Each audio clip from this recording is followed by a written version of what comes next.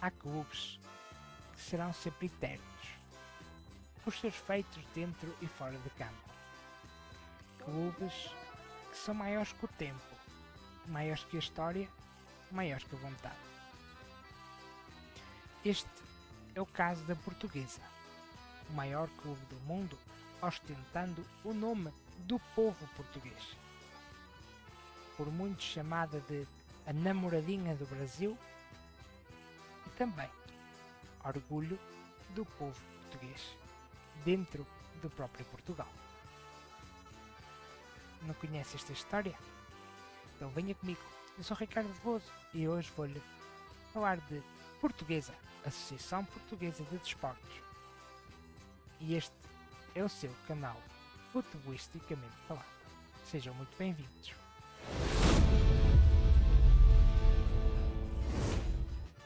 Mas peço que você deixe ficar o seu like, compartilhe o nosso vídeo e se inscreva no nosso canal. Isto é muito importante para nós e nos ajuda ao nosso crescimento. Se puder, deixe ficar também o seu comentário. Assim nos ajuda imensamente a crescer. Agora, sem mais demoras, vamos para o vídeo.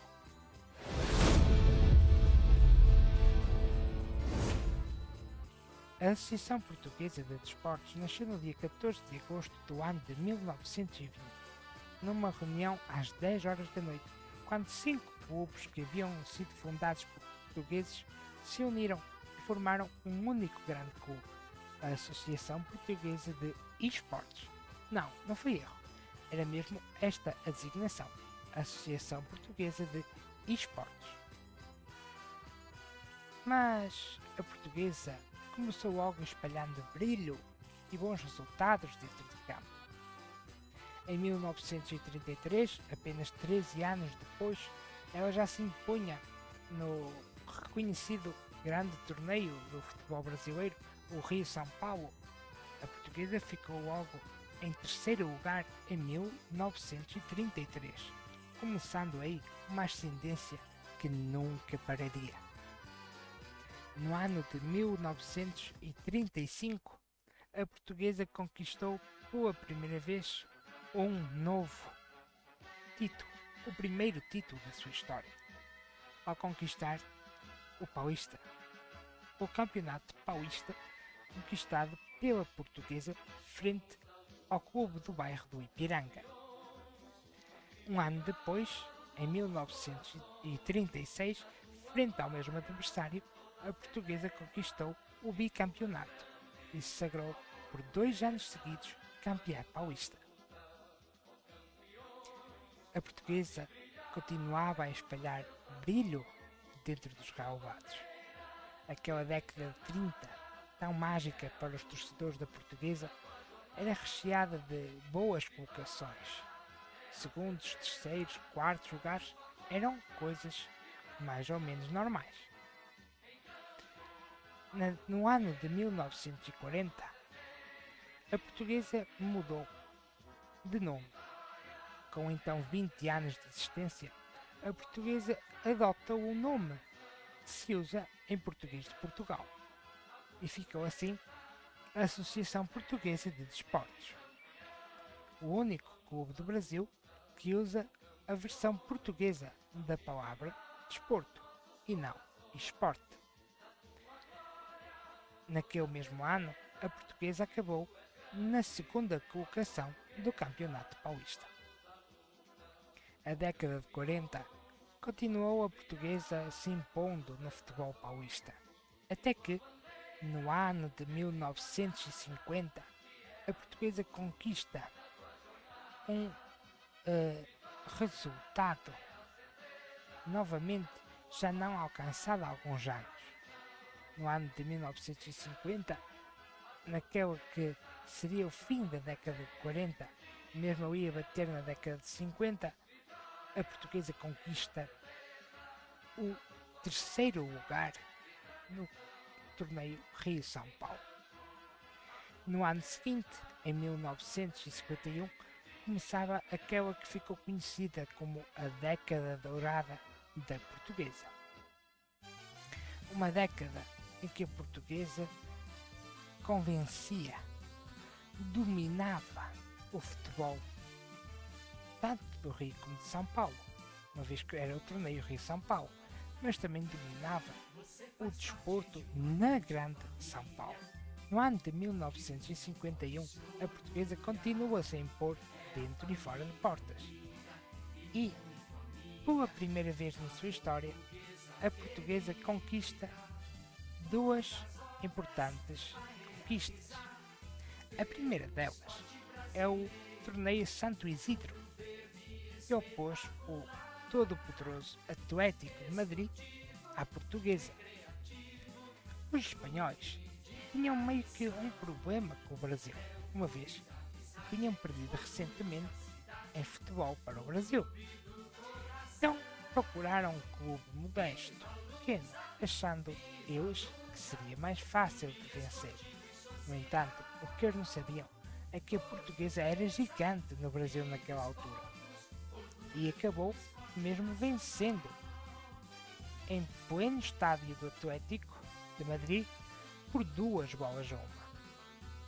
A portuguesa conquistou o torneio Santo Isidro e o caldo ficou todo entornado para o lado dos espanhóis. Naquele mesmo ano, a portuguesa conquista a primeira fita azul. Esse era uma espécie de troféu que os clubes brasileiros ganhavam quando voltavam invictos das suas excursões ao estrangeiro. No ano seguinte, em 1952, a portuguesa continuava-se a impor como o grande clube que é e conquista pela primeira vez na história um grandioso título, o título de campeã do torneio Rio-São Paulo. A portuguesa ganhou este torneio Rio-São Paulo, que muitos já tentaram equiparar ao atual campeonato brasileiro, por duas vezes, no ano de 1952 e no ano de 1955. No ano de 1953, a portuguesa voltou a fazer uma excursão internacional. Novamente, foi invicta e voltou ao Brasil sem derrotas nenhumas, conquistando a segunda fita azul. No ano seguinte, em 1954, a portuguesa conquistou a terceira fita azul e última na sua história, sendo o único clube do Brasil a possuir 3 fitas azuis. Mas as glórias da portuguesa não acabaram por aqui. Não, muito pelo contrário. Estavam apenas a começar. No ano de 1955, a portuguesa volta a conquistar o torneio Rio-São Paulo. E num jogo épico frente ao Vasco da Gama, que a portuguesa venceu e convenceu. A década de 50 continuou a ter os grandes jogadores, como Purucá, Brandãozinho, entre outros. E estes jogadores deram à portuguesa, no ano de 1957, um terceiro lugar no torneio Rio-São Paulo. As altas colocações para a portuguesa começavam ficando normais. A década de 60 foi menos espetacular para a portuguesa, mas mesmo assim com muito boas participações. Um exemplo desse foi no ano de 1965, quando a portuguesa acabou em segundo lugar do torneio Rio-São Paulo, falhando assim o que poderia ter sido o terceiro campeonato para a portuguesa.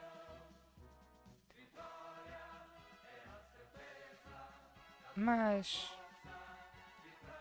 as coisas começavam a mudar. A portuguesa continuava a fazer boas exibições, mas já não era aquelas exibições dos anos 50. Anos 60, apareceu alguém que o próprio Pelé se curvou.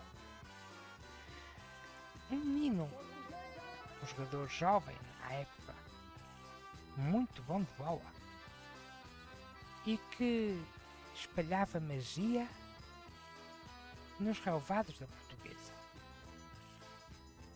Esse jogador era Ivair, aquele a quem Pelé designou como o Príncipe. Num jogo monumental frente ao Santos do Pelé, Ivair fez um brutal jogo, um jogo daqueles de se lhe tirar chapéu. E quando acabou o jogo, nas entrevistas dadas no pós-jogo, perguntaram ao próprio Rei Pelé o que achava daquele menino. E eu disse: se eu sou o rei, ele é o príncipe. Não fossem palavras ditas, e o nome ficou até hoje. A Portuguesa tem o príncipe e o Santos o rei, e ficou assim até hoje. Muitos já quiseram ter príncipes, mas o único príncipe designado pelo próprio Pelé é da Portuguesa e é o Ivair. Já nos anos 70, a Portuguesa voltou às boas exibições. Continua a fazê-las, na verdade, que a Portuguesa nunca decaiu muito da sua qualidade. Até que no ano, e este é o facto que eu vou salientar aqui na década de 70, na década de 70 houve algo verdadeiramente curioso que aconteceu na história da Portuguesa e até do futebol mundial. No ano de 1973, era a final do Campeonato Paulista, Santos e Portuguesa. O Santos de Pelé, ainda jogava o Pelé naquela altura, enfrentando a Portuguesa. Muitos diziam que a Portuguesa não tinha qualquer chances. A verdade é que o jogo acabou num 0-0 no final do tempo regulamentar. Depois dos 90 minutos, o jogo foi para penaltis. E aí, o árbitro Armando Marques acabou errando a contagem dos penaltis. E, sem ser sua intenção, acabou apitando fora do tempo. E a Portuguesa estava em vantagem no marcador. Voltaram para os balneários. Os dirigentes da Portuguesa aperceberam-se do erro da contagem e fizeram com que os jogadores da Portuguesa saíssem de imediato do estádio. Voltando para o Canindé, eles se recusaram a voltar em campo, até porque a Portuguesa dizia: a culpa não foi nossa. A Federação recebeu queixas por parte do Santos, que queria fazer um jogo novamente. A Portuguesa, vendo que seria muito improvável obter este bom resultado, recusou e disse que não era culpa sua. A Federação Paulista, vendo o problema em que se tinha metido, assumiu o erro e este é o fato inédito, declarou Santos e Portuguesa ambos campeões. Foi talvez o único ano em que houve dois clubes a serem campeões no mesmo torneio em toda a história do futebol. Continuou as boas exibições. Era um tempo de novos jogadores, tempo de Enéas, espalhava magia, espalhava esplendor no seu futebol. Anos 80 continuaram a espalhar magia, mas com menos graciosidade que no passado. No ano de 1990, a Portuguesa conseguiu mesmo conquistar uma copinha de futebol júnior, naquela que ficou conhecida como a Copinha de Denner. Denner era um ótimo jogador. Deu nas vistas na Portuguesa naquela copinha e a Portuguesa o tinha como titular.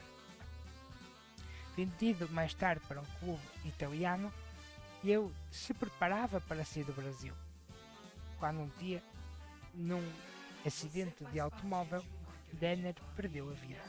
E muitos o comparavam a Pelé e diziam que se tivesse tido a oportunidade, viria a ser bastante melhor.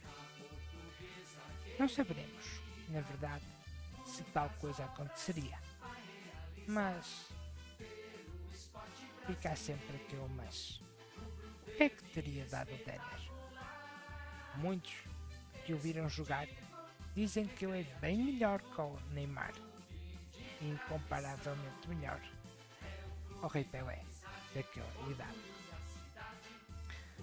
A Portuguesa, no entanto, nos anos 90, haveria de conquistar também algo inédito na sua história. No ano de 1996, a Portuguesa no Campeonato Brasileiro foi otimamente bem. Começou acabando em 8º lugar e se classificou para a fase de mata-mata, em que iam às quartas de final, meias de finais e final. Como a Portuguesa havia acabado em 8º, pegava o primeiro classificado, que naquela época tinha sido a Raposa, o Cruzeiro, e os cruzeirenses estavam de tal forma afiados que passariam da Portuguesa que o presidente da própria Raposa, o presidente do Cruzeiro, disse mesmo: pegamos a Portuguesa, então já é certo que estamos na semifinal. Engano, puro engano. A Portuguesa venceu o primeiro jogo por 1-0 lá no Canindé e no estádio do Cruzeiro a Portuguesa goleou por 3-0 e passou para a fase seguinte. Na fase seguinte acabou pegando mais um clube de Minas Gerais, o Atlético, e a Portuguesa novamente passou do Atlético. A Portuguesa, pela primeira vez, chegava à final de um campeonato brasileiro. O jogo era contra o Grêmio de Porto Alegre. O primeiro jogo foi lá, no Canindé. E a Portuguesa saiu vencendo por 2-0 ao final desse primeiro jogo. Tudo parecia que a Portuguesa se sagraria campeã brasileira daquele ano. Mas tal não haveria de acontecer assim, muito por culpa do próprio regulamento. Uma semana depois, jogo no estádio do Grêmio, e a Portuguesa, que tinha sido 8ª classificada, enfrentava o Grêmio, que tinha sido 6º classificado na primeira fase. A Portuguesa estava a ganhar de 2-0, não parecia que haveria grandes problemas. Até que a Portuguesa não entrou bem no jogo, sofreu o primeiro golo, mais tarde foi-se entrando na partida, mas o Grêmio acabou empatando a eliminatória. Vocês podem pensar comigo e dizer assim: a Portuguesa deve ter ido para penaltis, ou deve ter ido para prolongamento. Nada disso. O regulamento era particularmente estranho e dizia o seguinte: em caso de empate, o título de campeão fica com aquele que teve melhor classificação na primeira fase, ficando assim para o clube do Grêmio, que havia acabado em 6º lugar. A época de 90 acabou não tendo tanta coisa para contar, a não ser este feito histórico de 1996. Em 2002, pela primeira vez na sua história, a Portuguesa desceu de divisão.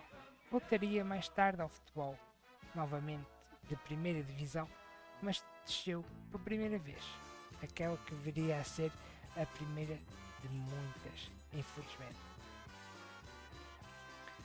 Nos anos seguintes, a Portuguesa não se voltou a firmar como antes. E aquele anos 2000 foram especialmente trágicos para a histórica portuguesa. Mas no ano de 2011 eram tempos novos para a Portuguesa. A Portuguesa estava na Série B e se sagrou campeã da Série B, com aquela que foi e continua a ser até hoje a melhor campanha de toda a Série B até ao presente ano de 2021, ano que ainda a Série B não acabou. A Portuguesa subiu e até foi apelidada por torcedores, adeptos e outras equipas como Barceúsa, em alusão à forma como o Barcelona jogava na mesma altura.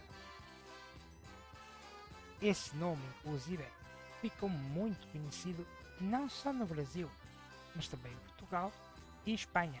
E em Espanha, vários jornais de grande tiragem deram destaque a essa que era conhecida como a Barceúsa. E nem os jogadores escapavam. Nem os jogadores escapavam. Tendo alguns, por exemplo, inclusive alcunhas de jogadores do Barcelona. Mas tempos sombrios se afiguravam para a Portuguesa. Em 2012 ela foi razoavelmente bem e em 2013 razoavelmente bem também. Até que na última rodada, 28ª e última rodada, a Portuguesa escalou o jogador Everton. Ele entrou em jogo, mas estava castigado. Mais tarde, o presidente da Portuguesa assumiu que foi um erro de secretaria, mas a CBF não perdoou. Muitos dizem que houve dinheiro por detrás. A verdade é que a Portuguesa foi penalizada com a perda de um ponto conquistado contra o Grêmio e ainda com mais 3 de penalização. Coincidência ou não, a Portuguesa estava a 4 pontos da zona de descida. Com menos 4 pontos, a Portuguesa caiu para a Série B novamente, enquanto o Fluminense, clube por demais conhecido por fazer várias viradas de mesa, o Fluminense ficou na Série A. Nunca se provou nada.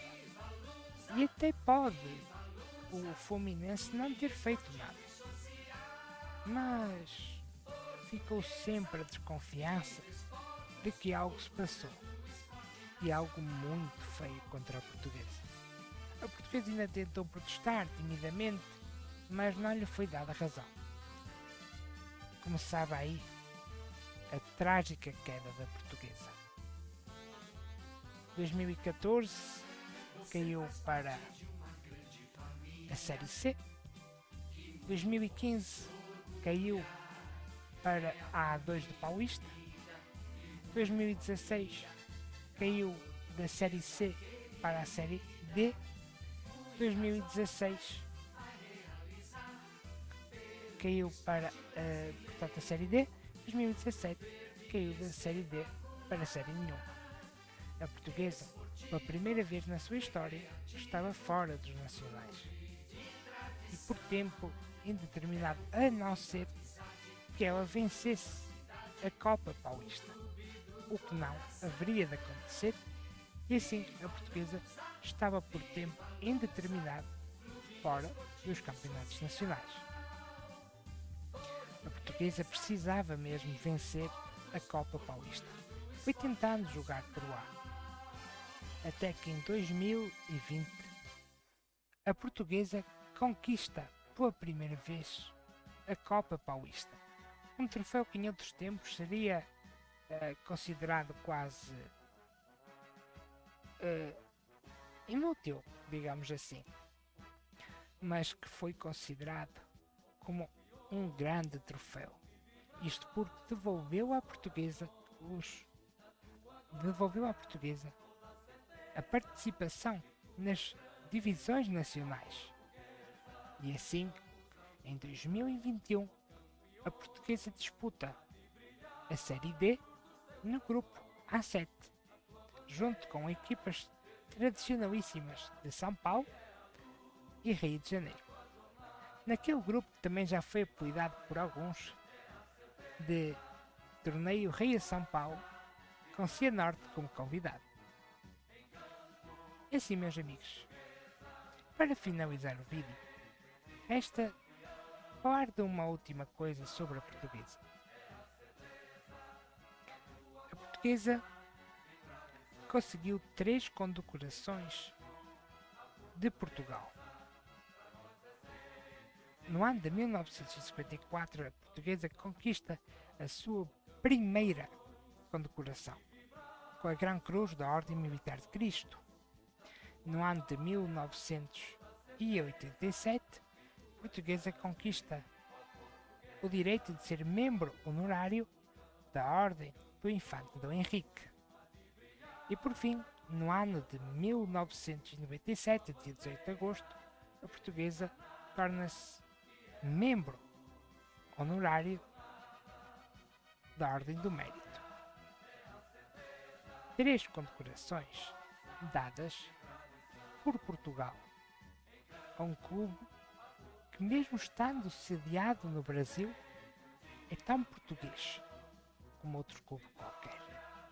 A Associação Portuguesa de Desportos, também conhecida como Namoradinha do Brasil, por não ter nenhum clube que seja rival, verdadeiramente. Não há nenhum clube no Brasil que não goste da portuguesa.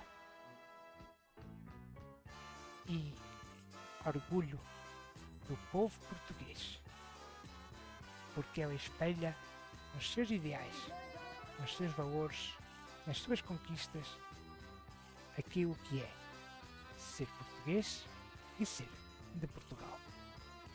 Eu sou Ricardo Veloso, espero que você tenha gostado do nosso vídeo de hoje.